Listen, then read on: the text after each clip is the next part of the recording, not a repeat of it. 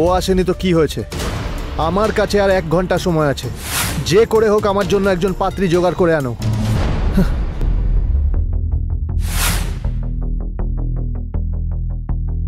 Hello আবির, কোথায় তুমি? আজ তো আমাদের বিয়ে।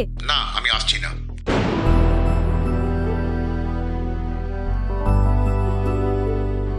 তাড়াতাড়ি আমার জন্য একজন পাত্রীর ব্যবস্থা করো। আমার হাতে আর মাত্র 20 মিনিট সময় আছে। আপনি কি আমাকে বিয়ে করবেন? হ্যাঁ, চলুন। মোহিত রায়ের বিয়ে, প্রেম, ভালোবাসা এসবের প্রতি বরাবরই কোনো আগ্রহ ছিল না, কিন্তু বিয়ে আজ তাকে করতেই হবে, না হলে সে তার এতদিনের কষ্টে অর্জিত বিজনেসটাকে হারিয়ে ফেলবে। কিন্তু যে মেয়ের সাথে তার চুক্তির বিয়ে ঠিক হয়েছিল সে আজ হঠাৎ করেই উধাও হয়ে যায়।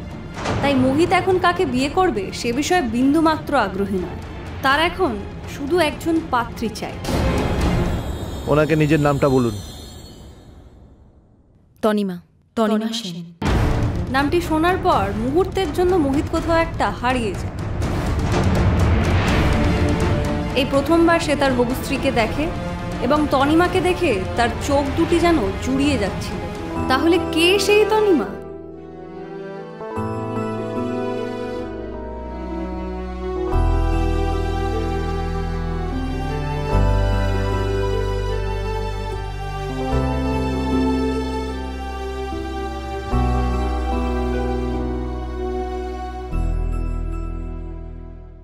ঘড়ির কাঁটায় তখন রাত 10টা। বাইপাসের ধারে গাড়িগুলো বেশ স্পিডে ছুটে যাচ্ছে। আসলে যত রাতই হোক কলকাতায় এই রাস্তা কখনোই ফাঁকা থাকে না, আর বিয়ের ভরা মরশুমে তো একদমই নয়। সেখানকারই এক ব্যাঙ্কোয়েট হলে তখন জমজমাট এক ব্যাচেলার পার্টি চলছে। আসলে তনিমা তার বন্ধু বান্ধবদের জন্য একটা ব্যাচেলার পার্টির আয়োজন করেছে। তনিমা নামের মানে হলো সৌন্দর্য।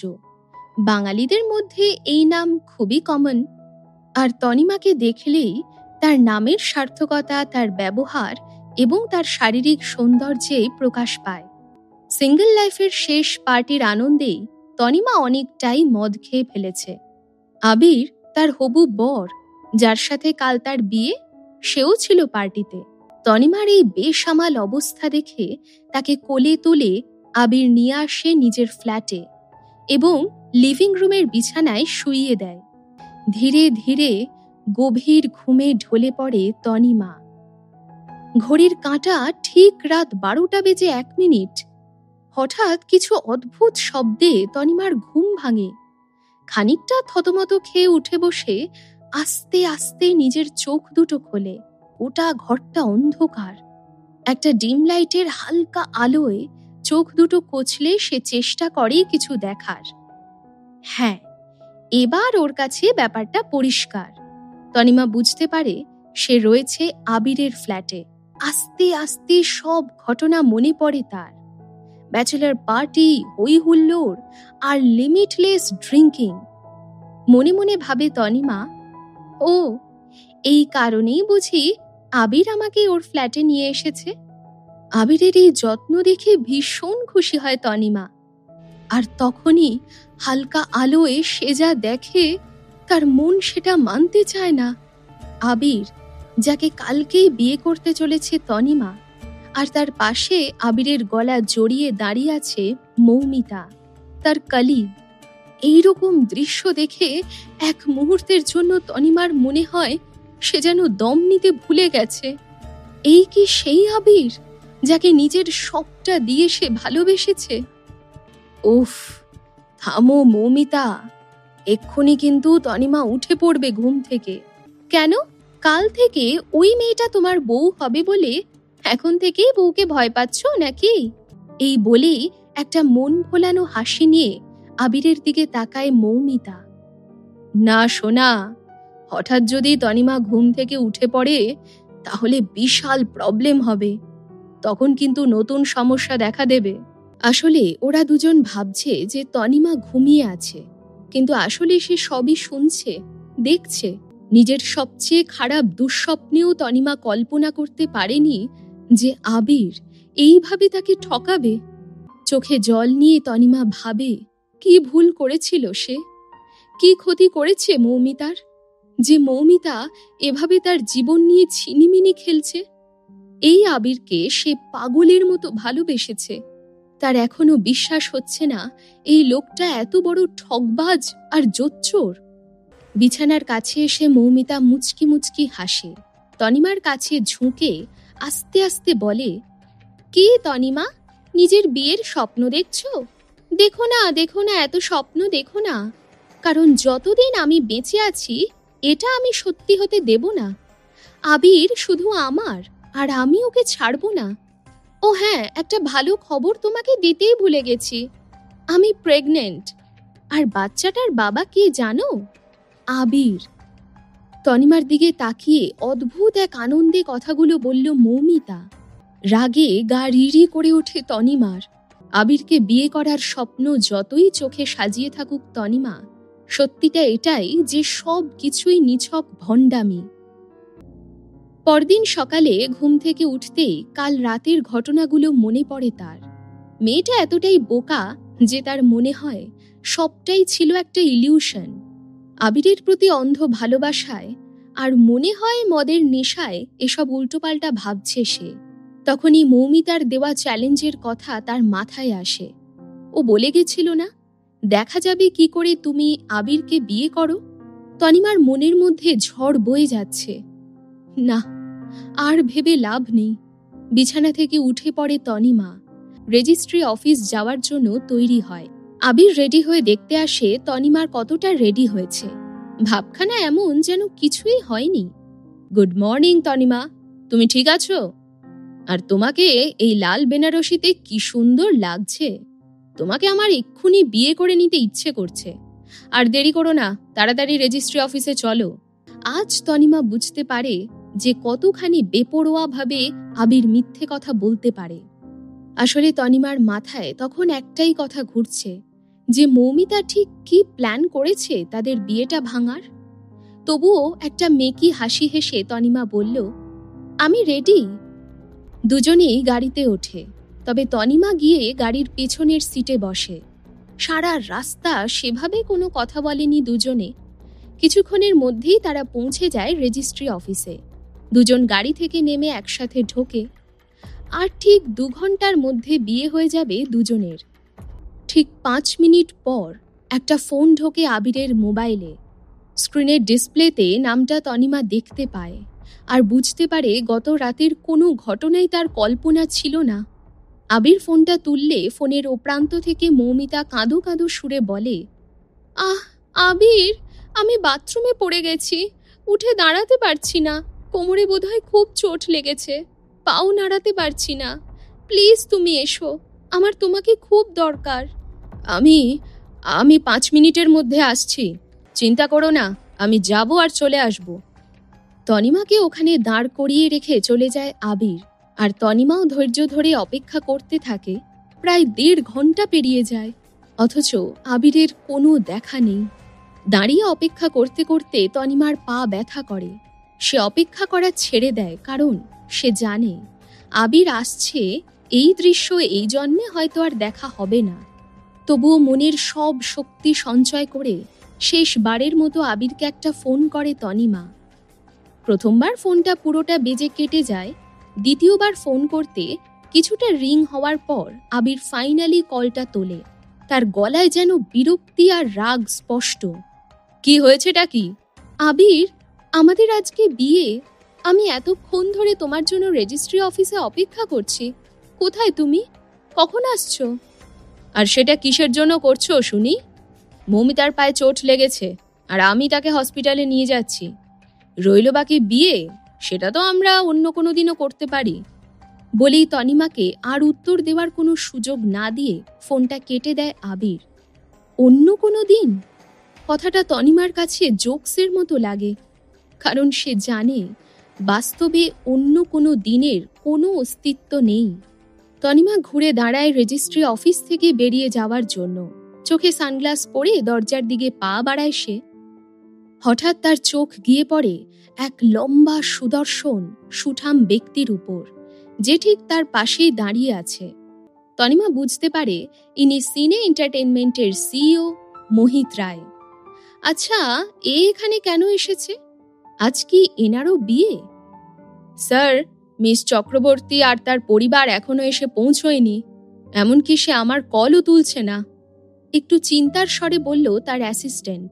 আমি জানি না তুমি কি করে করবে, কিন্তু আমি আজকেই বিয়ে করব, আর যদি সে আর 10 মিনিটের মধ্যে এখানে না এসে পৌঁছয় তাহলে এখানেই সব শেষ।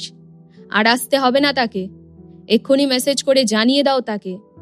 অ্যাসিস্ট্যান্টও কোনো প্রশ্ন না করে তার কথা শুনে মেসেজ পাঠায়। সঙ্গে সঙ্গে তার ফোনে একটা কল আসে তার হবু কনের তরফ থেকে। আমি অন্য কাউকে ভালোবাসি আর তার সাথেই থাকতে চাই, তাই আমি মোহিতকে বিয়ে করতে পারবো না। দেখো, আমি আজকেই বিয়ে করেই ছাড়বো। তোমাকে 8 ঘন্টার সময় দিচ্ছি। আমি জানি না কি করবে বা কিভাবে করবে, সেটা সম্পূর্ণভাবে তোমার মাথা ব্যথা, তবে আমার একটা মেয়ে চাই। অ্যাসিস্ট্যান্ট মনে মনে ভাবতে থাকে, 8 ঘন্টার মধ্যে আমি বিয়ের কোণে কোথায় খুঁজবো? বুঝতে পারি না মাঝে মাঝে বসের কি যে হয়, হঠাৎ এরকম কেন ব্যবহার করেন কে জানে। মোহিত আসলে এই সমাজের এক উচ্চপদস্থ নাগরিক, আর তার কোম্পানিও এই শহরের বড় কোম্পানিগুলোর মধ্যে একটা। বিউটি আর গ্ল্যামার ইন্ডাস্ট্রিতে তার ভালো মতো ইনফ্লুয়েন্স আছে, কোনো কিছুরই কমতি নেই তার। কিন্তু তবুও আজ সে একটু হলেও নার্ভাস, চিন্তিত। তার জীবনে এই মুহূর্তে যা পরিস্থিতি, তাকে সেটা ট্যাকল করতেই হবে। গত কয়েকদিন ধরে তার ফ্যামিলি তাকে সেম স্ট্যাটাসের মেয়ের সাথে বিয়ে করতে চাপ দিয়েছিল।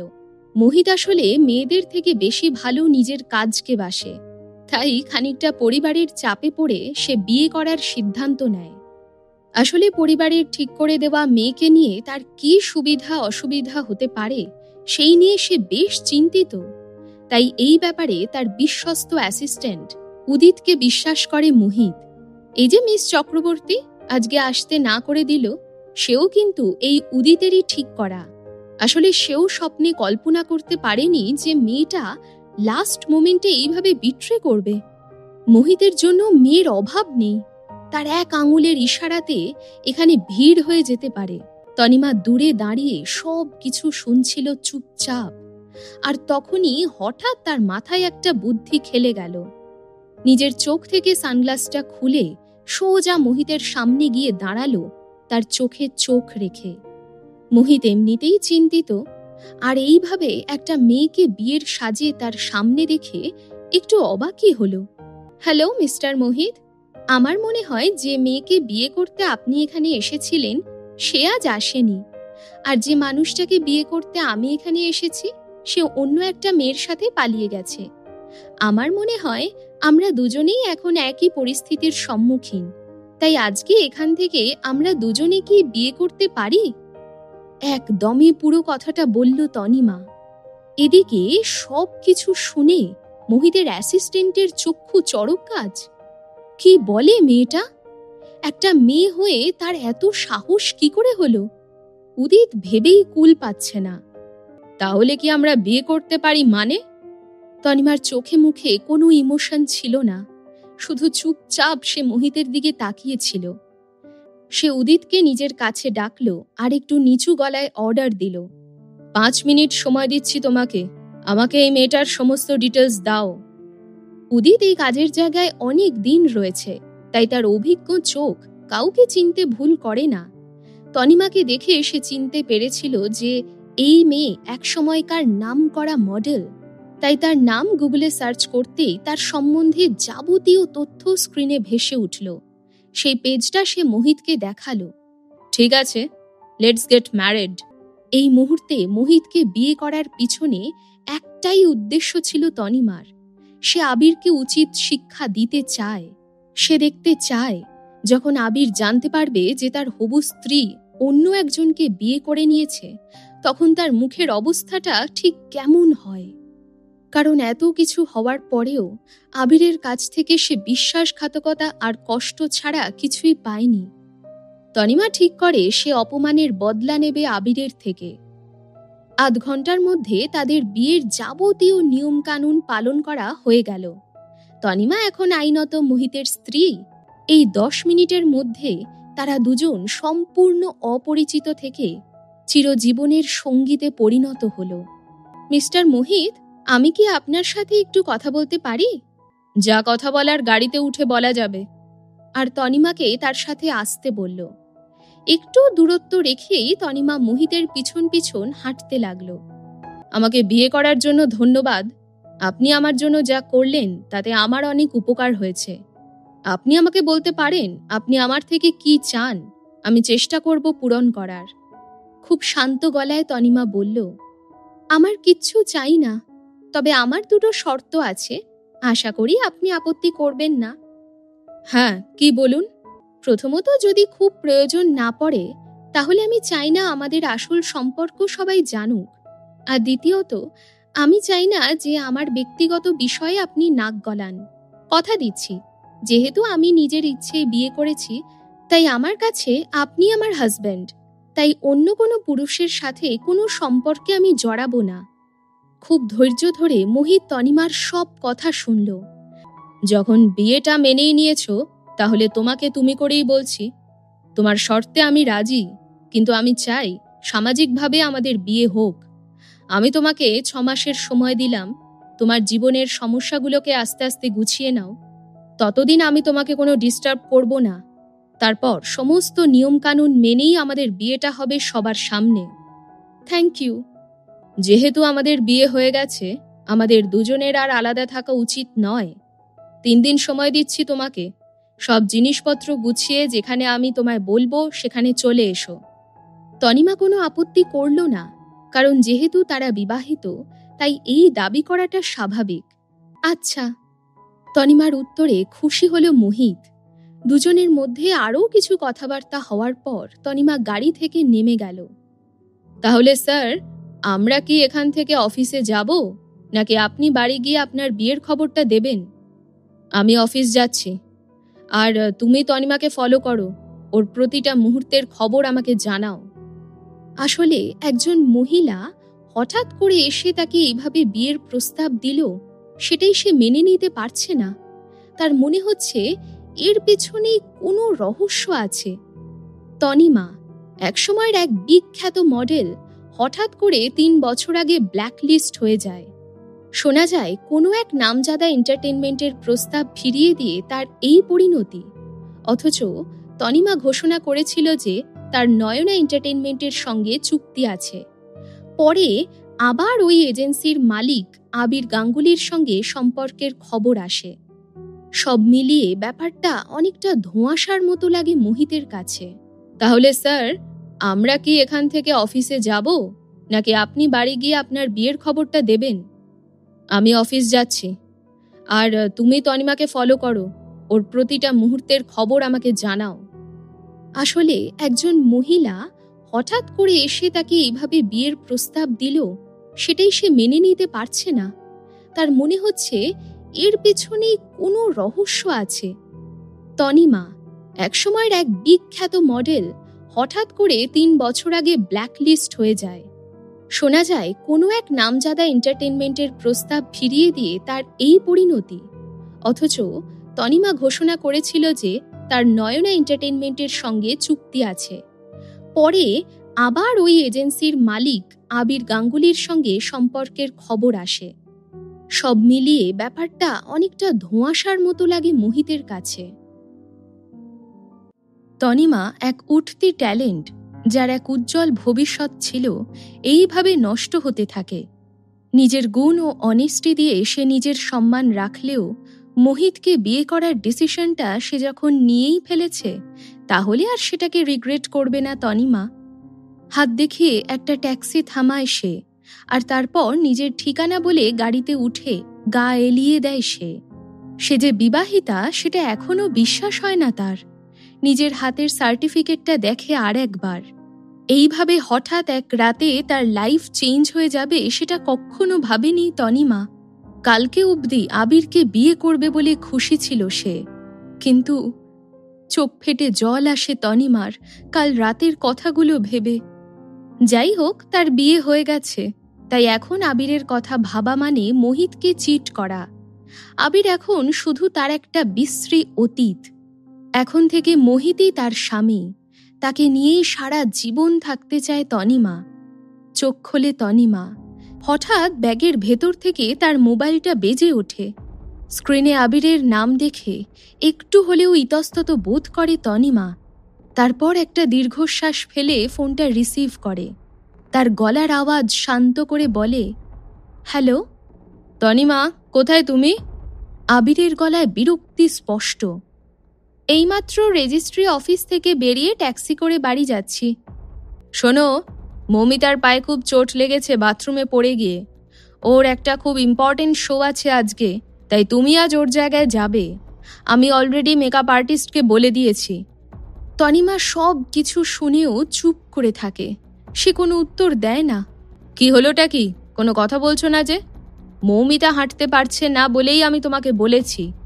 তার গলায় একটা হালকা আদেশের সুর। তনিমা তো এটাই বুঝতে পারে না যে নয়না এন্টারটেইনমেন্টের সিইও আবির গাঙ্গুলি কেন একটা সাধারণ মডেল মৌমিতাকে নিয়ে এত চিন্তিত। কারণ সেও তো তনিমার মতো একজন মডেল ছাড়া আর কিছুই নয়। যাই হোক, এসব নিয়ে কখনোই মাথা ঘামায়নি সে, কোনোদিন সন্দেহ করেনি আবিরকে। আজ সে বুঝতে পারছে যে কিভাবে তাকে তারা এত দিন ধরে বোকা বানিয়ে এসেছে। এর আগেও অনেকবার এভাবে মৌমিতার হয়ে প্রক্সি দিয়েছে তনিমা, অনেকবার। তুমি তো নিজেই বললে যে ও বাথরুমে পড়ে গেছে, তাহলে নিশ্চয়ই এতক্ষণে সমস্ত মিডিয়ায় খবর ছড়িয়ে গেছে। তাহলে কি মৌমিতা এখন শো করবে? আমি তাহলে প্রক্সি দিয়ে কি করব? আরে আমি অলরেডি ওদের বলে দিয়েছি যে মৌমিতা এই ব্যথা নিয়েও শো করতে যাবে। তুমি খালি সেটাই করো যেটা আমি তোমাকে করতে বলছি, অত প্রশ্ন করো না আমাকে। কি ভেবেছে ও? আমি কি ওর চাকর নাকি যে আমাকে এইভাবে অর্ডার দিচ্ছে? এখনো ভাবছে যে আমাকে এইভাবে বোকা বানাতে পারবে? এরকম আর কখনো হতে দেবে না তনিমা। আচ্ছা, আমি করব শোটা। আমাকে তুমি হোয়াটসঅ্যাপ করে দাও ঠিকানা আর টাইমটা। আমি যত তাড়াতাড়ি সম্ভব চলে যাচ্ছি। তনিমার কথা শুনে যেন আবিরের গলার স্বর আর কথা বলার ধরন পাল্টে গেল। খুব নরম গলায় সে বলল, তনিমা, আমাদের তো কদিনের মধ্যে বিয়ে বলো। আর তাছাড়া তুমি সাহায্য করলে তবেই তো মৌমিতা নিজের কেরিয়ারে শাইন করতে পারবে। আর সেটা তো আমাদের কোম্পানির জন্যই ভালো। হ্যাঁ, ঠিকই বলেছ। আমি ওকে অনেক উঁচুতে নিয়ে যাব। খুব আস্তে করে কিন্তু অন্যভাবে বলল তনিমা। যদিও আবির বুঝতেই পারল না যে আসলে তনিমা কি বলতে চেয়েছে। ঠিক আছে, আমি তোমাকে পরে ফোন করব, তারপর একসাথে ডিনারে যাব। আবির যেন ললিপপ দিতে চাইল তনিমাকে। বাড়ি এসেই নিজের ম্যানেজার তৃষাকে ফোন করে সবটা বলতেই সে খুব রেগে যায়। তার চোখের সামনেই সে দেখেছে দিনের পর দিন তনিমাকে ঠকতে। তাই সে বলল, তুমি কি এইভাবেই যাত্রার জন্য শো করবে নাকি? মিস্টার আবির কি চায় আমি তো বুঝতেই পারছি না। তোমাকে কি সে বি গ্রেড মডেল বানাতে চাইছে? তার গলায় রাগ আর ক্ষোভ স্পষ্ট। তনিমা ততটাই শান্ত গলায় তাকে জানায় যে অলরেডি সে রাজি হয়ে গেছে যাওয়ার জন্য। তুমি কি সত্যি ওর মতো সেজে স্টেজে উঠবে নাকি? একটু চিন্তার স্বরেই বলল তৃষা। আসলে তনিমা আর তৃষা দুজনেই একসাথে এই নয়না এন্টারটেইনমেন্টের চুক্তি সাইন করেছিল। কিন্তু তারপর থেকে কারণে অকারণে এই সব অজুহাতে তনিমাকে এই সমস্ত কাজে পাঠায় আবির। আসলে তৃষার তনিমা দুজনে খুব ভালো বন্ধু, তাই তৃষার খারাপ লাগাটা বুঝতে পারে তনিমা। সে এবার বলে, তৃষা, যে ভুল আমি এতদিন করে এসেছি সেই ভুল আমি আর করব না। এইভাবে নিজেকে এক্সপ্লয়েট হতে দেব না। অনেক হয়েছে, আর নয়। ওর কথা শুনে তৃষার মনে হয় তনিমা কোনো একটা প্ল্যান করছে। আমাকে ঠিক কি কি করতে হবে বলো তো? তৃষা, এই অবস্থায় তুমি আমার বন্ধু হিসেবে একমাত্র ভরসা। তোমাকে আমায় এই প্ল্যানটাতে সাহায্য করতেই হবে। তুমি খালি আমাকে বলো কি করতে চাইছো। আমি তোমাকে কথা দিচ্ছি আমি সব সময় তোমার পাশে থাকব। তনিমা ঠিক করলো তার ম্যানেজার তৃষাকে ছাড়া এই মুহূর্তে অন্য কাউকে ট্রাস্ট করাটা উচিত নয়। তাই সে সব খুলে বলল তৃষাকে নিজের প্ল্যানের ব্যাপারে। তনিমা বলতে থাকলো, মৌমিতা এই পুরো ড্রামাটা করতে চাইছে যাতে ও প্রমাণ করতে পারে যে ওই একমাত্র আছে যে কাজকে সবচেয়ে বেশি ভালোবাসে, তবেই তো ওই টপ 10 মডেলস অ্যাওয়ার্ড ওর কপালে জুটবে। আমি জানি ও অ্যাপোলোতে ভর্তি, আমি দেখা করতে চাই, ব্যবস্থা করতে হবে তোমায়। তৃষা সঙ্গে সঙ্গে বলে, হ্যাঁ বুঝতে পেরেছি, ইভেন্টের সময় তুমি দেখাতে চাও যে তনিমা হসপিটালে আছে, তাই তো? শুধু ওটাই যথেষ্ট নয়, তার থেকেও বড় খবর হলো মৌমিতা প্রেগনেন্ট, আর বাচ্চার বাবা হলো আবির। এই খবরটাকে উইথ প্রুফ আমি এক্সপোজ করতে চাই, আর সেটাতেও আমার তোমার হেল্প লাগবে। খুব ধীর গলায় কথাগুলো বলল তনিমা। একটু দম নিয়ে সে আবার বলে, আজ অব্দি আবির আমাকে নানাভাবে ব্যবহার করেছে মৌমিতার বিকল্প হিসেবে। আমি চাই সেই সমস্ত ইনফরমেশন তুমি নিজের হাতের কাছে রেডি রাখো। তৃষা প্রথমে অবাক হয়ে যায়, যদিও তার বুঝতে অসুবিধে হয় না কেন হঠাৎ তনিমার এত পরিবর্তন। আবির আর মৌমিতা এই দুজন লজ্জা শরমের মাথা খেয়ে তনিমাকে নিয়ে ছিনিমিনি খেলে গেছে। দুঃখের বিষয় এটাই যে তনিমাও তাদের যথেষ্ট সুযোগ দিয়েছিল, তবে যার শেষ ভালো তার সব ভালো। ফাইনালি তনিমা নিজের ভালোটা বুঝতে পেরেছে। চিন্তা করো না, আমি অলওয়েজ তোমার পাশে আছি, তনিমাকে সাহস জুগিয়ে বলল তৃষা। আর কোনো উত্তর দেয় না তনিমা। আসলে এই মুহূর্তে অনেক কিছু ব্যাপার তার মাথায় ঘুরছে। যেভাবে ও এতদিন ওদের কাছে ট্রিটমেন্ট পেয়েছে, এবার সেটাই সুদে আসলে ফেরত দেওয়ার সময়। তৃষাকে সবটা বুঝিয়ে দেওয়ার পর তনিমা নিজের জিনিসপত্র গুছিয়ে নেয় শোতে যাওয়ার জন্য। কথা মতো গিয়ে দেখা করে মৌমিতার অ্যাসিস্ট্যান্টের সাথে। মৌমিতার অ্যাসিস্ট্যান্ট আসলে একজন বিবাহিত পুরুষ, কিন্তু তার চোখ মুখ দেখলেই বোঝা যায় সে ভীষণ চালাক একজন লোক। তার নাম সঞ্জয় মজুমদার। তনিমাকে দেখেই এক গাল হেসে তার দিকে এগিয়ে গেল সঞ্জয়। আজ অব্দি যতগুলো শোতে তনিমা এভাবে প্রক্সি দিয়েছে, সেই সব কটায় তনিমাকে মৌমিতা সাজাতে এই সাহায্য করেছিল। কোনো কথা না বলে তনিমা চুপচাপ সঞ্জয়কে ফলো করে। যেতে যেতে সঞ্জয় জিজ্ঞেস করে, এত দেরি করে আসার কারণ কি জানতে পারি? কারণ আমাদের হাতে একদম সময় নেই, আমাদের এক্ষুনি তোমার মেকআপ স্টার্ট করতে হবে। কোনো কথা না বলে তনিমা চুপচাপ তার কথা শুনতে থাকে। মেকআপ রুমে ঢুকে নিজের জিনিসপত্রগুলো টেবিলের ওপর সাজানোর পর চেয়ার টেনে রিল্যাক্স হয়ে বসে তনিমা। মেকআপ আর্টিস্ট ততক্ষণে তার জিনিসপত্র বের করতে শুরু করে দিয়েছে। আচ্ছা, আজকের শোটা ঠিক কি থিমের ওপর? একটা গা ছাড়া ভাব দেখিয়ে সঞ্জয় বলে, ও বিশেষ কিছু নয়, একটা সাধারণ প্রোগ্রাম। আসলে একটা বড় বিজ্ঞাপনের প্রচার হবে কলকাতার এক নামকরা জুয়েলারি শপের জন্য। তাদের গোটা ইন্ডিয়াতে অনেকগুলো ছোট ছোট আউটলেট আছে। প্রেজেন্টলি তারা কলকাতাতেও নিজের 5টা আউটলেট খুলেছে। সেই কালেকশনগুলোকে এক্সক্লুসিভলি তুলে ধরার জন্য এই শোটা ভালো করে করলে মৌমিতা এই জুয়েলারি কোম্পানির সঙ্গে একটা কন্ট্রাক্ট সাইন করার সুযোগ পাবে। তাতে ওর পপুলারিটি আর নয়না এন্টারটেইনমেন্টের গুডউইল তৈরি হবে। মেকআপ করতে করতে সবটা শুনল চুপচাপ তনিমা। সব কিছুই যেন শুধু মৌমিতা আর নয়না এন্টারটেইনমেন্টকে ঘিরে। এই সবের মধ্যে কোনোদিনও কি তনিমার কিছু ছিল? সে নিজেই ভেবে পাচ্ছে না এত দিন এই সাধারণ সত্যিগুলো কিভাবে তার চোখ এড়িয়ে গেল। এতটা অন্ধ হয়ে গিয়েছিল সে আবিরের প্রতি ভালোবাসায়। নিজেকেই নিজের চড় মারতে ইচ্ছে করছিল তনিমার। আসলে মৌমিতার পায়ে কোনো চোট নেই, সে পড়েও যায়নি কোথাও। আসলে এ সবই ছিল আবির আর তনিমার বিয়েটা আটকানোর একটা অজুহাত মাত্র। কিন্তু এখন যদি সে ফ্যাশন শো করতে চলে যায়, তাহলে আবিরের কাছে ধরা পড়ে যেতে পারে। তাই তনিমাকে দিয়েই কাজটা হাসিল করতে চায় মৌমিতা, যাতে সাপও মরে লাঠিও না ভাঙে। তনিমা আসার আগে নিজের হোমওয়ার্ক করে এসেছিল শোয়ের ব্যাপারে, তাই সঞ্জয় যদি তাকে না বলতো তাহলে সে জানতে পারত না এমনটা নয়। সে সমস্ত রকম ইনফরমেশন নিয়েই এই ভেন্যুতে এসেছে। সঞ্জয় দাঁড়িয়ে দাঁড়িয়ে আবিরের ফোনে বলা কথাগুলো যেন টিয়া পাখির মতো আউড়ে গেল। কিন্তু এখন আর তনিমাকে মিথ্যে কথা বলে কোনো লাভ নেই। এইসব বলে তাকে ভুল বোঝানোর দিন শেষ। সে এখন নিজের ভালোটা ভালোই বোঝে। সঞ্জয় একটু ফর্মালি তনিমাকে ধন্যবাদ জানিয়ে এক্সপ্লেইন করলো ঠিক কখন তাকে স্টেজে এন্ট্রি নিতে হবে। সঞ্জয় তাকে জুয়েলারি কালেকশন দেখালো যেটা পরে তাকে স্টেজে আসতে হবে।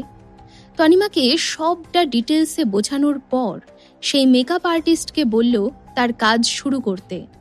মেকআপ আর্টিস্ট এসে তনিমার চোখে আইশ্যাডো লাগাতে থাকলো। তাই চোখ বন্ধ করে তনিমা মনে মনে ভাবল, কি মনে করে আবির মৌমিতা নিজেদের? দুনিয়াতে সবাই বোকা আর ওরাই একমাত্র চালাক? মানে এটা ভাবার কি কোনো কারণ আছে যে কেউ মৌমিতা আর তনিমার মধ্যে পার্থক্য বুঝবে না? আজকে সে তাদের এই ভুল ধারণা একেবারেই ভেঙে দেবে। কথায় আছে না, ভালো মানুষের রাগ বড় ভয়ঙ্কর। এতদিন সে কোনোভাবেই কিছু ব্যাপারে মাথা ঘামায়নি। যা তাকে আবির করতে বলেছে চুপচাপ মুখ বুজে সে করে গেছে, কোনোদিন ঘুরে প্রশ্ন করেনি। কিন্তু এত কিছুর পরেও যখন তার সঙ্গে এই হাল হলো, তাহলে এবার ওরাও দেখবে তনিমা ঠিক ওদের সাথে কি কি করতে পারে। অন্যদিকে আবার মোহিতের অ্যাসিস্ট্যান্ট উদিত ইতিমধ্যেই তনিমার এই শোতে অংশগ্রহণের ব্যাপারটা জানতে পেরেছে। এটাও জেনেছে যে তনিমা এখানে তনিমা হিসেবে নয়, মৌমিতা হিসেবে প্রক্সি দিতে এসেছে। ব্যাপারটা শুনে বেশ অবাক হলো উদিত। কোনো রকম ডিলে না করে সমস্ত ম্যাটারটা খুলে বলল সে মোহিতের কাছে। মোহিত সবটা শুনে অবাক হয়ে যায়, আর তারপরেই সে উদিতকে অর্ডার দেয়, আমিও অ্যাজ আ গেস্ট ওই শোটা অ্যাটেন্ড করতে চাই, তুমি যত তাড়াতাড়ি পারো অ্যারেঞ্জমেন্ট করো। উদিত বুঝতে পারে আর সম্মতি জানিয়ে ফোনটা কেটে দিয়ে অ্যারেঞ্জমেন্ট করতে চলে যায়। আসলে অনুষ্ঠানটা ঠিক মোহিত রায়ের মাপের অনুষ্ঠান নয়। এইরকম ছোটখাটো শোতে তার মতো লোকের আশা মানায় না, কিন্তু তবুও সে আজ আসবে নিজের পজিশন পাওয়ারের তোয়াক্কা না করেই, কারণ সে সদ্য হওয়া স্ত্রী তনিমাকে স্টেজে পারফর্ম করতে দেখতে চায়। সে দেখতে চায় একটা মানুষ যখন নিজের সঠিক জায়গায় পড়ে তখন সে কতখানি নিজেকে তুলে ধরতে পারে। বাইরে তখন সন্ধ্যা নেমে এসেছে। একটা সুন্দর গান দিয়ে অনুষ্ঠান শুরু হলো। নয়না এন্টারটেইনমেন্টের স্পোক্সপারসন আর জুয়েলারি কোম্পানির তরফ থেকে আসা একজন বিশিষ্ট ব্যক্তি মিলে প্রদীপ জ্বালিয়ে অনুষ্ঠানের সূচনা করেন। একে একে দুই সংস্থার তরফ থেকে ছোট একটা বক্তব্য রাখা হয়। এদিকে তনিমার মেকআপ শেষ। আয়নার সামনে দাঁড়িয়ে নিজেই নিজেকে দেখতে থাকে তনিমা। ভাবে নিজের সৌন্দর্যকে কিভাবে নিজের হাতেই সে তিলে তিলে শেষ করে দিয়েছে। সে পরে আছে একটা সাদা রঙের বডি ফিট ড্রেস, আর তার সাথে তার মাথায় লাগানো একটা সাদা টিউলিপ ফুল। বিশেষ কোনো মেকআপ না থাকলেও তার দিকে তাকালে যেন চোখ জুড়িয়ে যাচ্ছে। এতটাই স্নিগ্ধ আর আকর্ষণীয় লাগছে তনিমাকে। তনিমা কতখানি রেডি হয়েছে সেটা দেখতে এসে সঞ্জয়ও চমকে যায়। এ কাকে দেখছে সে? মনে মনে তনিমার সৌন্দর্যের তারিফ না করে পারে না সঞ্জয়। নিজেই নিজেকে বলে ওঠে, মেয়েটা অসম্ভব সুন্দর। ঠিকঠাক করে গাইড করতে পারলে সে একজন বিরাট বড় মাপের মডেল হতে পারে। তবে এই মুহূর্তে এই ইভেন্টের জন্য তার সৌন্দর্য এবং ট্যালেন্ট দিয়ে যে সে আজ মৌমিতার জন্য অপরচুনিটি তৈরি করে দেবে, এ বিষয়ে কোনো সন্দেহ নেই। আচ্ছা শোনো, তোমাকে স্টেজে একটা চেয়ারে করে তুলে দেওয়া হবে, ওইভাবেই তোমার এন্ট্রি প্ল্যান করা হয়েছে, তনিমাকে জানায় সঞ্জয়। সে একটা বিশেষ ধরনের ব্রেসলেট তনিমার দিকে এগিয়ে দিয়ে বলে, এইটা কোম্পানির ট্রেডমার্ক জুয়েলারি, ওদের এক্সক্লুসিভ আর বেস্ট সেলারের মধ্যে একটা। এই ডিজাইন অন্য কোনো কোম্পানি বানাতে পারে না, তোমাকে এটা তোমার হাতে পরতে হবে। আসলে ব্রেসলেটটা তৈরি করা হয়েছিল মৌমিতার হাতের মাপ অনুযায়ী। যেহেতু এখানে মৌমিতা নেই, তনিমা আছে, তাই ব্রেসলেটটা তার হাতে অনেক বড় লাগছে। কারণ তনিমা আদতে মৌমিতার থেকে বেশ রোগা, আর তার হাত পাও বেশ সরু সরু আর লম্বাটে। তাকে দেখলেই অনেকটা মনে হতেই পারে সে হয়তো কোনো এককালে স্ট্রেচিং শিখত। ব্রেসলেটটি আদতে ডিজাইন করা হয়েছিল এই জুয়েলারি কোম্পানির ওনারের মেয়ের জন্য, তাই এর কারিগরিতে বিশেষ খেয়াল রাখা হয়েছে। পুরো ব্রেসলেটটা খাঁটি সোনার তৈরি, প্রায় 24 ক্যারেট গোল্ডের মধ্যে। আর ব্রেসলেটটির ঠিক মাঝখানে একটা হোয়াইট স্টোন আর ডায়মন্ডের পাথর আছে। এই ধরনের পাথর সচরাচর শ্রীলঙ্কা বা পাটায়াতে মাটির নিচে পাওয়া যায়। অনেকেই যারা এফোর্ড করতে পারে জুয়েলারি শপিং করতে এই সব জায়গায় যায়। এটাকে ঘিরে একটা ছোট্ট ক্রাউন মতো আছে, আর ক্রাউনের দুপাশেই কোম্পানির লোগোটা খোদাই করা, যেন মা আর বাবা মিলে নিজের ছোট্ট সুন্দর হীরের টুকরো সন্তানকে রক্ষা করছে। সঞ্জয় পড়ল মহা ফাঁপড়ে। কি জ্বালাতন! এই ব্রেসলেট তো কিছুভাবেই ফিট করা যাচ্ছে না তোমার হাতে। তার উপর সে আবার একজন পুরুষ। হাতের ব্রেসলেট অন্য কোনোভাবে পরা যায় কিনা সেই ব্যাপারে তার কোনো আইডিয়া নেই। কাঁচুমাচু মুখ করে তনিমার দিকে তাকিয়ে সে বলল, কি করব এবার? তনিমা বোধহয় এরকমই কিছু একটার সুযোগে ছিল। সে মিষ্টি করে বলল, আমাকে কি আপনি বিশ্বাস করেন? দেখো, এই মুহূর্তে ব্যাকস্টেজে দাঁড়িয়ে শোয়ের মেইন মডেলকে বিশ্বাস করা ছাড়া আমার আর কোনো উপায় নেই তনিমা। তোমাকেই একমাত্র আমি এই মুহূর্তে বিশ্বাস করতে পারি। ঘাড় নেড়ে সম্মতি জানিয়ে বলল সঞ্জয়। ব্যাস, এই সুযোগের অপেক্ষায় ছিল তনিমা। তাড়াতাড়ি করে ব্রেসলেটটা হাতে নিয়ে নেয় সে। তারপর সুন্দর কাজল লাগানো চোখ দুটো তুলে সঞ্জয়ের দিকে তাকিয়ে বলে, আপনি যান, আমি পুরো ব্যাপারটা হ্যান্ডেল করে নিচ্ছি।